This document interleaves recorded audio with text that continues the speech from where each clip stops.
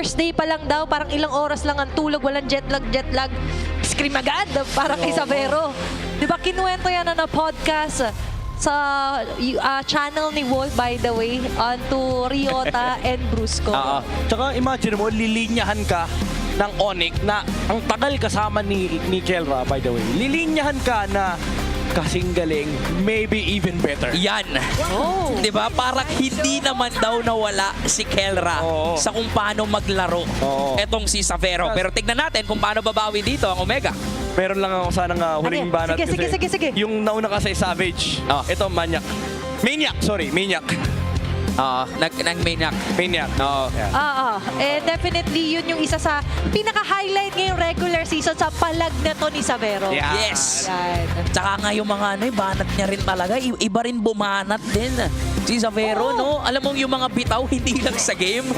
Pati outside the game, meron din talagang bitaw. So ngayon, anong ibibitaw din dito ng Smart Omega? Kasi nakikita natin dito, sila Coach Lobsy, Coach Hayes, talagang nakangiti sila eh. Parang alam mo, pasado nila. Hindi ko kinakaya. Yung Onyx, yung Omega, sorry. Grabe yung ban midnight. Hindi ko kinakaya na binaban yung back siya sa Onyx. Respect. Imagine mo, last season pag nakita mo to, Pero sakto yung ngiti nga ni King Kong. sabi niya. Natawa sila eh. Hayes Binan. Diba? Lakas mag-back siya. Oo. Kasi binaba siya ng sarili niyang team member. Wala na akong dapat patunayan pa. Hindi ako puro Harley Suyo lang. Sabi kasi nila Brusco, aminado sila pag-assassin. Prime King Kong daw. Okay, pero ngayon, obvious ban out. Halos scene. Oh, ang bilis! Aray ko! Na-open pa lang. Ito na! Naku! Ito na, magkakabigayan. Ay, Magkakabigayan ng Onyx at Omega. Nakangiti si King Kong! Ano kaya ang inihanda? Ano kaya ang inihanda ng Onyx Uy. dito para sagutin yung mga split push mechanism? Alam naman natin na parang yun yung doon nag-umpisa lahat for Kaya Smart nga. Omega. Feeling ko, ito na yun eh. Onyx, wag na kayo mahiya. Red 2, Red 3, Moskov. Pwede nyo nang ilabas yan. Kasi yan ang isa sa mga pinangka-counter talaga laban sa Fanny. And maybe even yung Badang, i-consider na second phase. But first two picks, they would go classic Zushin. Maybe they get the Moskov, maybe they get an XP here. Maybe something like Uranus or an Engage hero. Alam mo yung matindi dito, Midnight, at saka Dina. Ayan na! Ayan na yung Moskov. Ayan na yung Moskov. Ayan na yung Moskov ni Savero. Pero yung matindi dito, parang hindi naman totally safe yung isang Zushin against a Fanny. Pero since si Prince kasi yung gagamit nun, consider mo na. i-consider mo ng safe, okay lang. Oo. May buff eh. Ito na, nagkakabigay na talaga. Eve into the Zushin, Claude into the Moskov. Oh my God. For King Kong or for Brusco, maybe they pick up the Batang here or they go classic Terizla Alice. Yung Red 3 specialty ng Onyx Philippines. Pinakita nila to laban sa Aurora nung week number 3. Wala sila masyadong damage kasi. Yun yung problema eh. Kapag nakuha ng Onyx dito yung mga tanky XP laners, tapos nawalan ng steam or momentum yung Smart Omega, they would have to heavily rely onto the split push. Problem is, there's a Moskov in the field. Parang ano nga di ba, kung babalikan natin yung mga mindset nila nung nakaraan, pag nabigyan mo talaga ng tanky hero si Kirk, sana talaga yung maingay sa mga shot calls eh. Ito ang maingay din kahit sa comment section. Yung sino nga ba ang pinaka-best Suyu player dito sa MPL? Oo, ang daming nakalagay na pangalan dyan. Nandyan si Carl Tizzy, nandyan si James Punks. Pero sa history ng MPL Philippines, isa sa kinatakutang Suyu is yung Suyu no King Kong dahil dyan nagsimula yung Sigma pattern. Grabe no, funny ni Ryzen tapos Suyu for King Kong. I'm excited to see yung magiging showdown ng junglers natin. Savero ni Moskov, Yan na. Ayun pa. Zushin ni Super Prince. Actually, nagpapakilala din yung ni Mingwin recently. Pakilala din. Yeah. And ang sabi ng community, the winningest gold lane para kay Nets, Claude. Lord. Ang sabi sa survey. So nagkakalabasan na ng pinaka matitindi at pinaka matitikas nilang heroes. Pili ko next pick na to ng Onyx Philippines, lalabas sila si Kyrie eh. Nandun sa likod eh, no? Nagkakalabasan ng best picks eh. O ito, Kyrie. Kasi anyway, though. Biglang bumalik din. Ito, Kelra. Pero tingnan natin. Ayan na. Tingnan natin. Oy. Okay lang yan, parang kay Tanod. Reply ka muna. Is this King Shala or what? Kasi nagbabalik no? Yun, no? Ayan na. Isang go Onyx at high lang daw, kaso naglalaro eh. Naglalaro eh. Mamaya. Si, mamaya. naka-ready. Ano na eh, parang baka mag-warm up na to kasi naka-suyo na. Oo. Si Hingkong, target. Bans dito, sustain heroes. Ayaw nila bigay Uranus Yeah. as well as the glue. Grabe, tinanggal lahat ng best of the best. Pati yung Arlot, man. Arlot ni Kirk, tinanggal. Yung Kirkitek, nawala. Ano yung last? Yung mga angulo. Ano ba yung last? Narinig Ay, natin. Chow. Chow ni Brusco. Okay. Ayaw nilang ibigay yung best of the best. May padang do. Yun nga. May badang, may tig, may gatot.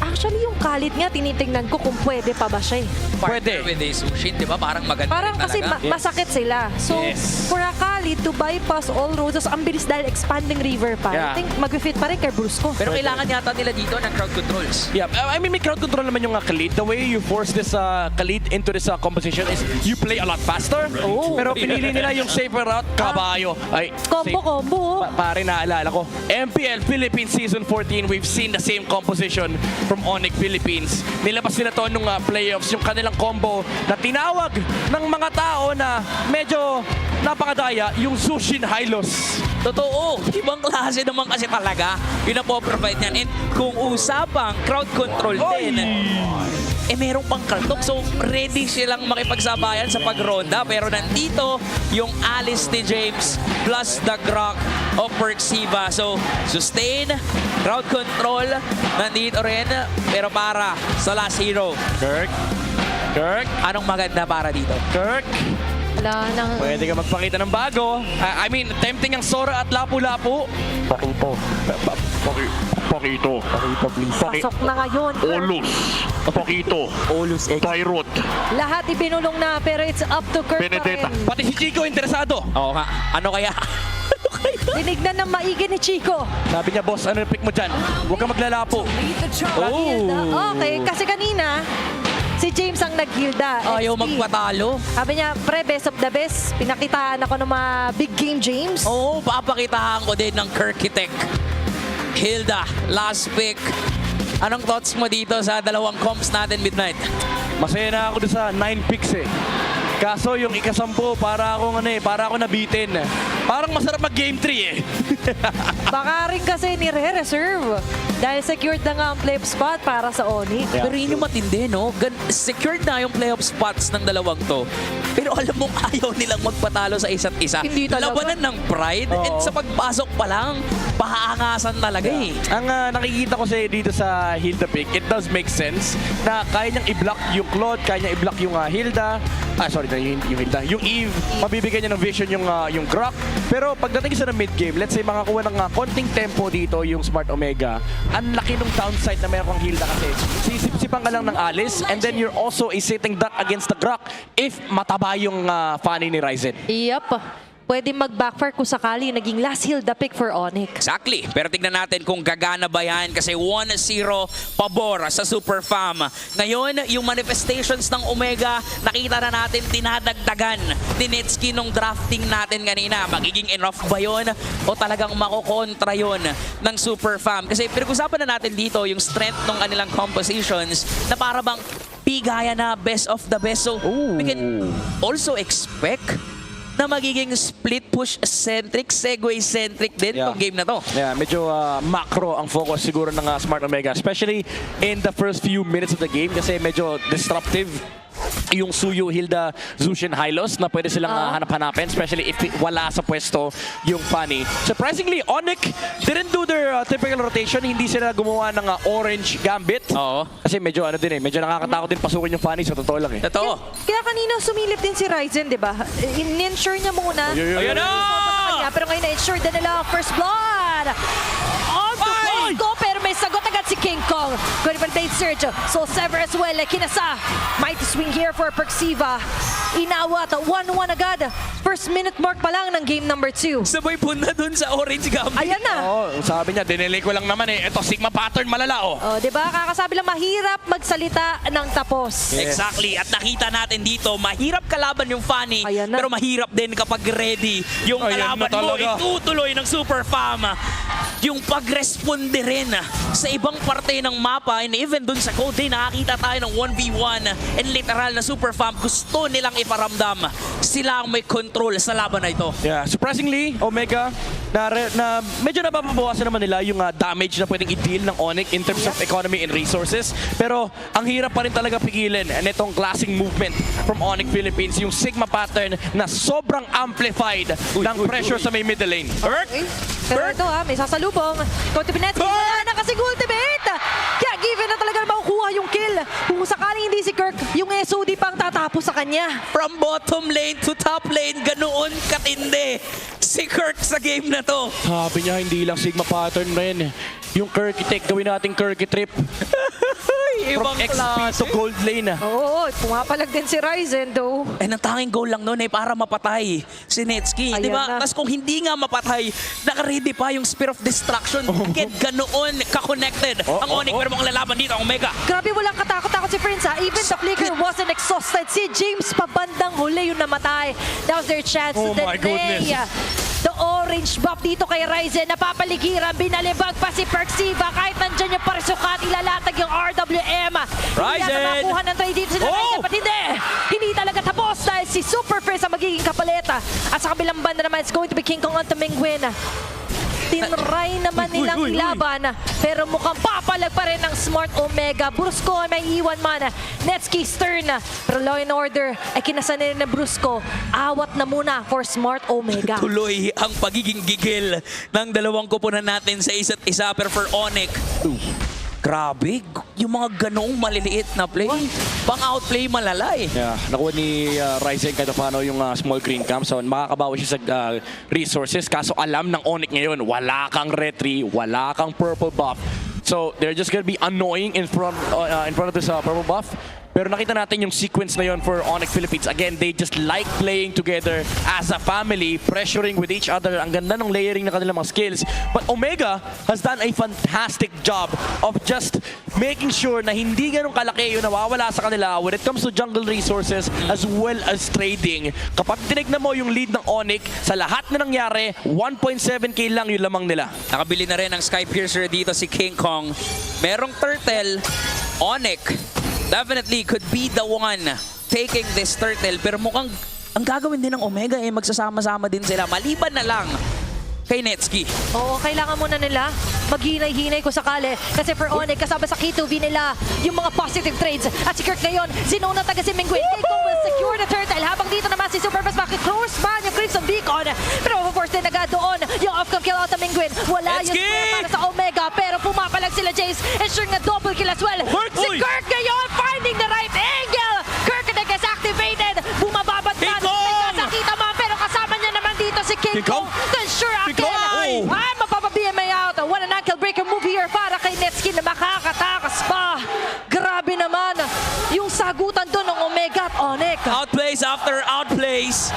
Ano na bang nangyayari, Midnight? Sino na bang lumalamang sa estado ng laro? I mean, in terms of the map, lumalamang pa rin dito yung Onyx Philippines. Nakakaharap ng farm si Savero. But Netsky is finding ways to equalize the game. 1.7k pa rin yung kalamangan ng Onyx. Even though namatay si Ryzen, at least nababawasan nila yung pressure na kayang i-inject ni King Kong sa game na to. Pero ang kailangan isipin ng Smart Omega, yes, napipigilan nila. Pero overtime, nag-accumulate yung lead ng Onyx kasi may Skypiercer na hawak dito si King Kong and tumataba yung Moscow. Yes, 3-0-2 ang KDA ni King Kong as of now. At hindi pa natin nakikitang sumasama si Savero sa mga teamfights. Focus lang siya onto farmings. Pero the good thing then for Omega, sila naman nag-group up. Alam kasi nila na hindi pa ngayon sasama yung Moscow. Oo. Yun yung pwede lang i-take into their advantage. Uy, uy, uy, uy, uy, uy, uy! Okay, it's right. Ay, ay, ay. Pero kakasasabi lang natin na pwede Uy, talaga uy, mag-counter uy. ng Moscow. Oh, to the body! Tatamaan pa rin ang Sibat. Sakto! Kinontra, may mga pader din kasi.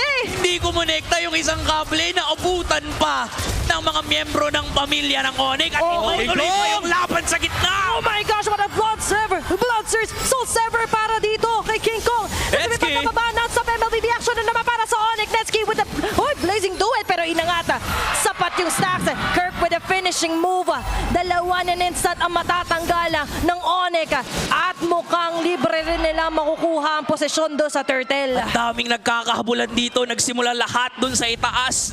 Yung 1v1 ni Ryzen at ni Savero. Yun yung magiging go signal kung paanong lumalamang lalo ang Onyx. Yeah, nakikita natin, Onyx Philippines, they're just all over the map. Hindi nila binibigyan ng espasyo huminga. Yung Smart Omega, kina-quarantine yung barangay. Pinapapasok lahat ng tanod kasi paparating na si Xavero. Okay, Ayan na. ito na. Ayan Ang na. magiging sagasa na ba ng Onyx?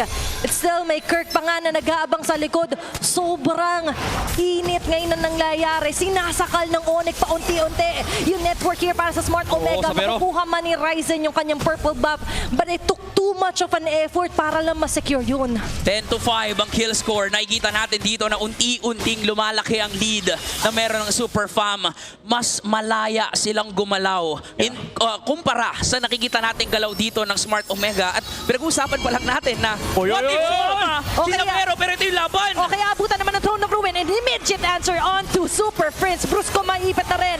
What a great earthen rampart here para kay Perxiva and a kill on to Ryzen. Ito yung mga biglaan nilang liko. Hindi talaga magbibigay si James, man. Always finding the big games, the big plays. King Kong! Ay!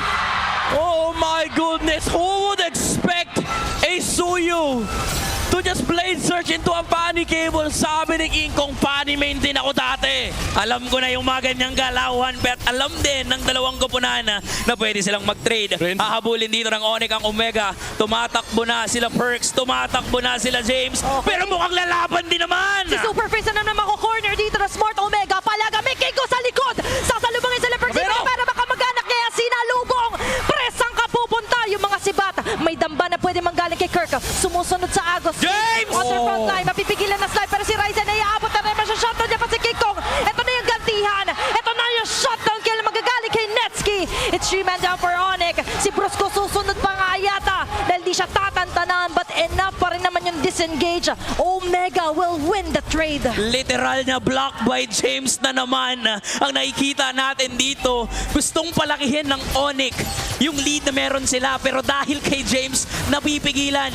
In fact, sila pa nga yung pwedeng kumuha ng Lord. Yun nga nadadaan sa greedy plays yung Onyx kasi it looks like good fights that they are starting. Pero kasi yung control na meron dito mula kay James, mula din kay Perks, yung kanyang mga pader na pipigilan yung mga aggressive moves mula sa Onyx. Nararamdaman na nila, men. Bumabangon sila unti-unti ito sa ilog at nakikita nila yung tulay. Nakikita nila ang pag-asa dito sa Vero. Though sa may bandang itaas, nagnakaw din naman ng purple buff. So kung ibibigay nila yung Lord, hindi papayag na wala Perks, silang Perks. gante. Ngayon, si Perks, yung bato ang inahabol. Oh, May napanood na ako ganitong video pero iba yung nangyari dun. Okay, ganda no targeting to Ryzen! James. Kaso pumasok pa si Ryzen. Wanggal agad si Xavero. Yun na nga bahay ngayon na natutukan agad. Net! May mga risk na magagaling ng mga Harangan! tanod na harangan. Pati si Brusco James sa likod. Will zone at the rest of the members of Onyx. What a play yet again for Smart Omega. Talagang hindi pagagapi ang mga taga-barangay. Pero nandito na si King Kong sa may ng gitna. Netsky, PMI, nilabanan! Nilabanan pa at ipapakita kung ikaw ang best Suyu player. Nandito naman ang self-proclaimed number 1 gold laner ng Pilipinas. Ngayon natin nakikita kung paano nga ba gumagapang pasulong dito ang barangay. As he move on ahead dito sa may bandang baba. Onyx Philippines caught in the crossfire doon kay Netsky. Unti-unti silang nababarang, men. Onyx Philippines losing the net worth advantage that they've had for the past 5 minutes. Isang Grabe. matinding tectonic charge mula kay Perks, followed up by a big Throne of Ruin mula kay James. And after nun, napakitang Blazing Do It mula kay Nets. And sabi niya, sarado!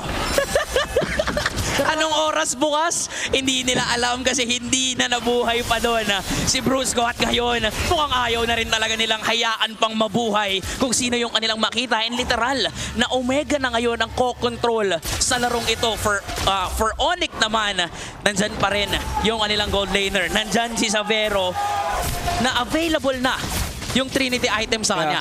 Magkakaroon na siya ng Wind of Nature, so at least marerepel na rito yung Blazing Duet na damage output ni Netsky. Pero ang problema kasi ng Onyx, yung kalat-kalat na AoE damage ng Smart Omega. You have the Reload Manipulation, you have the Blazing Duet. In fact, 5 sa kanila kaya mag-deal ng AoE damage. So hindi sila pwede magsama-sama. Ang kaakibat nun, kapag hindi sila nagsama-sama, first of all, hindi sila family. Second of all, paano mo poprotektahan si Xavero? Exactly the point. Nakikita natin dito yung pick-off centric lineup na meron ng Omega. Literal nga na nagmumukhang nag-audition sila pa isa-isang pagpasok. Pero kitang-kita natin, gumagana eh. Oo. Di ba pasok si Ryzen sa likod, pasok bigla ni Netsuki sa likuran din, sabay pasok din ulit ni Menguin.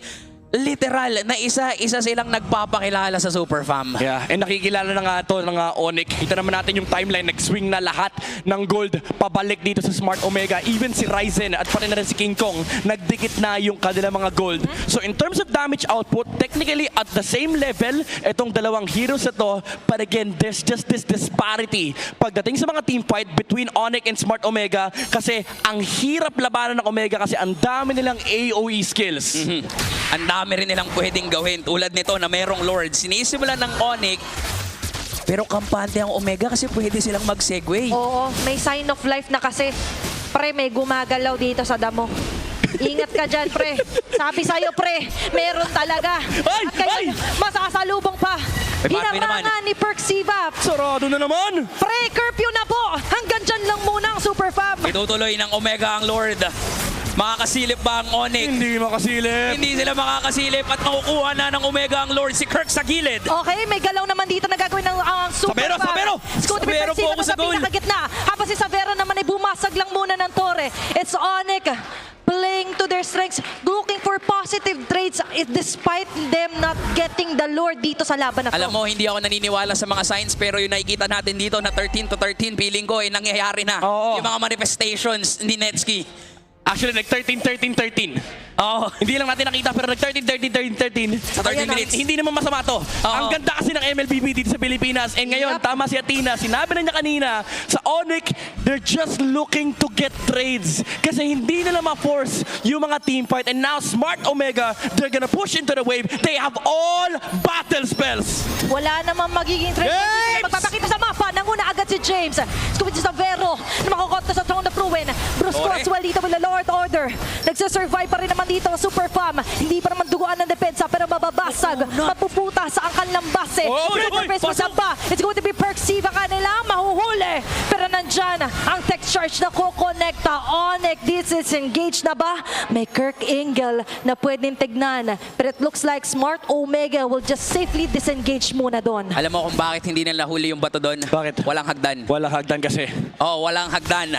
Pero ngayon para sa Onyx, ang pwede nilang gawing hagdan dito patungo sa itaas ay yung mga items lang na kailangan. Look at Kirk. Yep. Heptasis. Tapos bumibili pa dito ng saan ba siya papunta Midnight? Ang bibili niya rito, feeling ko, Malefic Roar na to eh. Kasi kailangan niya ng batok-batukan yung mga heroes dito ng Smart Omega. Kasi kapag hinahabol ng Onyx yung Smart Omega dito, kailangan may mapuwersa silang tumakbo. Oo.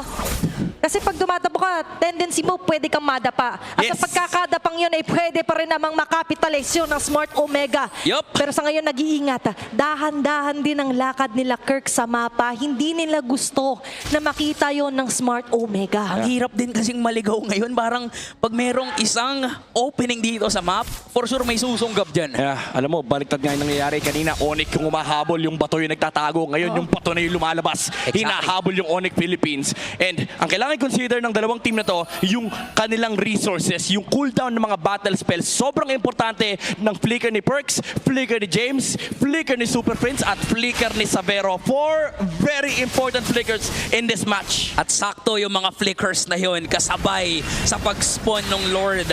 Merong wave dun sa baba. Oy, oy, oy! Sumisilip si Kirk, pero mag-isa lang.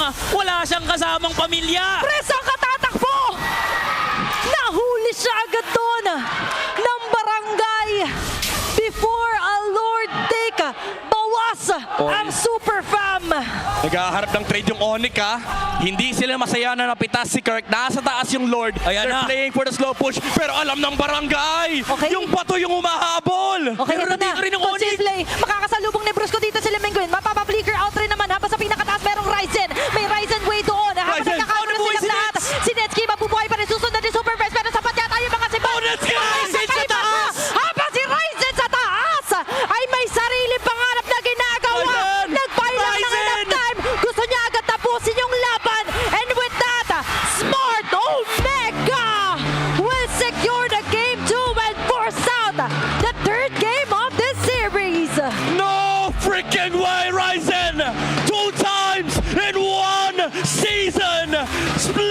push against Onyx Philippines.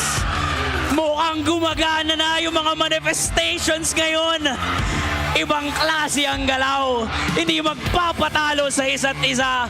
We are heading into a game number 3. Gumagana na yung dating pinaplano. Kaya ngayon nakita natin ang tigas at saya ng mga tanod na sumusuporta sa Smart Omega.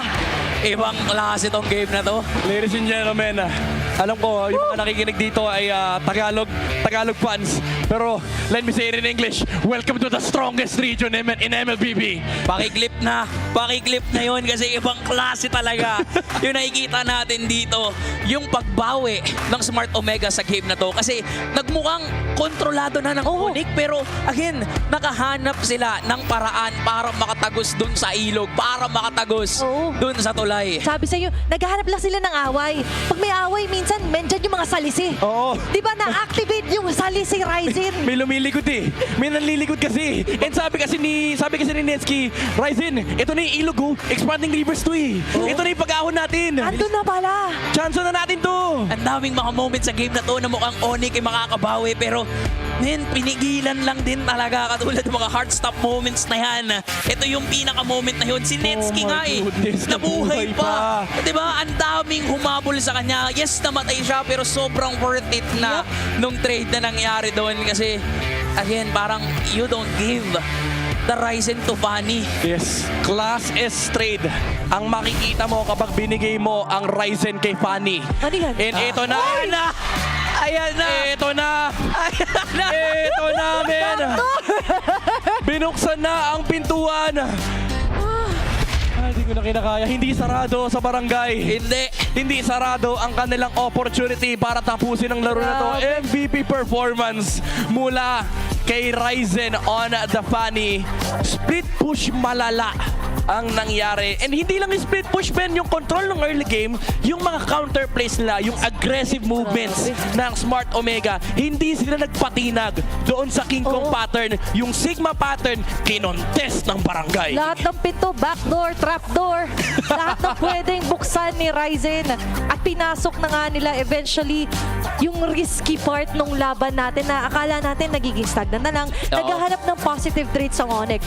They gave that, di ba? Oo. Guluhin nyo lang. Sobrang ganda rin ng ginagawa nila dito na alam nilang pag may naligaw sa pamilya ng Super Mom, eh di na ba parang gustong iakay patungo dun sa barangay eh. Yes. Alis ka na sa pamilya mo, dito ka na sa barangay namin. Oo, Eh, pasok ano ka. nangyayari? Pasok ka sa Welcome community. ka dito, di ba? And nakikita Oo. natin para dito sa Onyx, ang daming moments na nahuhuli si Kirk. Yes. Ang dami ring moments na nakaka-pick off dito ang Omega. Nakaharangan sila yung mga audition moments na akala nating mababaliktad yung Omega. Hindi, kontrolado. Alam nilang sila yung lamang dun. We did say na may downside itong pag-pick ng Hilda ng Onyx Philippines kasi sa early game maririp mo yung benefits na parang meron ka nag-vision, meron kang constantly aggressive hero laban dito sa Eve, laban sa Claude. Nagagawa niya naman yun. In fact, nung mga first 5 minutes nga ng game, hindi makapaglaro si Cap, hindi makapaglaro si Mingguin. Basically, bantay sarado siya nung Hilda men para siya may sariling security guard na hindi naman niya tinawag, hindi niya si hinire. Pero yung ginagawa ng Onyx Philippines, yung nakagisnan nilang Sigma pattern, feeling ko hindi nila in-expect na, uy, ba't nilalabanan tayo nito mga to? Akala namin, yung 4v1 na team fight, minsan nabibait sila. Na parang akala nila, ang kalaban nila si Perks lang or minsan si Ryzen lang, biglang tatating si James, biglang may tech charge, tapos biglang may barangay. They took a page out of Onyx book. Game 1, di ba? Nakala ni Netsky si Savero lang. Oo. Ganon din mismo pinlay sa Umalis Smart Omega. Yung laro nila. Ang malala din, nakala natin dito, 1v1 lang, biglang 1v4. Ganon yung ganon yung bawi ng Smart Omega. Tapos ang matindi pa, yung 1v4, yung isang nawawala, nandun na pala sa base nila. Oh, ang akala ng Onyx 5v5. Kasi sabi nila, 5v5 to eh. Tapos nung pinost na nila yung taga lang, ba't apat to? Nasa si Ryzen. Ilan na napatay natin? 1, 2, 3, 4. Uy, bitaw sa base. Pre, lahat ginawa ni King Kong eh. Halos magandara pa siya, maabutan lang doon si Ryzen. Mari pa siyang takbo eh. And actually, nakita ko rin yung itsura kanina ng Onyx, specifically si Brusco. Natawa na lang din siya nung nakita niyang sumasalisay kasi wala na silang magawa. Hindi na umabot pa sila King Kong para depensahan pa Yes. yung kanilang base. Sobrang dikit nung laban, 16-15. Pero, Oh. again, kung hindi mo napanood tong laban na to, I feel like kailangan mong i-replay. Oo. Panoorin mo kung I-rewind mo na lang. anong nangyari dito sa game na to. Ang daming yung hindi ka paniwalang bagay dito sa game na to. Imagine mo yung nagsabay-sabay yung 13-13-13. Di ba? Hindi, Tapos lumalamang din yung Omega. hindi ko maano eh. Hindi may papaliwanag ng siyensya to eh, ever. Legit. Grabe. Yun yung mahika na meron ng Omega. Mga Oo. bagay na hindi may mapapaliwanag ng siyensya. Grabe, para kung may BPM din ako, tumaas din yung akin eh. Na-stress ako sa pangyayari ko. O din kasi para din tayo nasa roller coaster sa game na to, hindi mo alam kung anong susunod na mga kaganapan na sobrang tindi nito. At gusto ko lang ulitin na this is the strongest region Yes. pagdating sa MLBB. Amen. Clip that.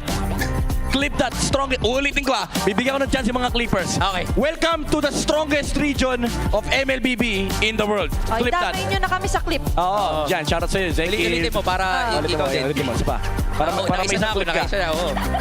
Philippines is the strongest region when it comes to MLBB. Mas mahaba yung sa kanya may ads yun. Ah. Ay, Ini-isa-isa pa eh. MLB. Kasi kailangan may minimum pagka short form videos. Sabagay, 7 Tama. seconds yun eh. Oo. At grabe din talaga yung nangyari dito sa game na to.